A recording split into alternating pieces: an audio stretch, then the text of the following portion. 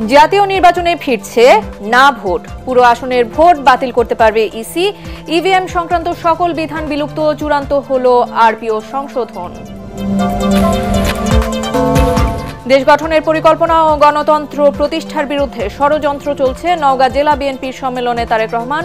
মোকাবিলায় নেতাকর্মীদের ঐক্যবদ্ধ থাকার আহ্বান। বর্তমান আইন শৃঙ্খলা পরিস্থিতিতে জাতীয় নির্বাচন সুষ্ঠু ও গ্রহণযোগ্য করা সম্ভব, দাবি স্বরাষ্ট্র উপদেষ্টার। রাজনৈতিক দল ও জনগণকে সহায়তার আহ্বান।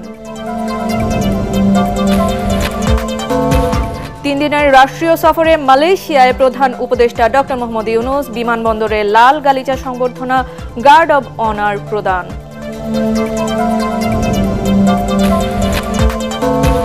এবং মালিবাগে প্রাইভেট কারের ভেতরে জোড়া মৃত্যুর রহস্য উদ্ঘাটন করতে পারেনি পুলিশ। নিহতদের পরিচয় শনাক্ত, কারণ অনুসন্ধানে আইনশৃঙ্খলা বাহিনী।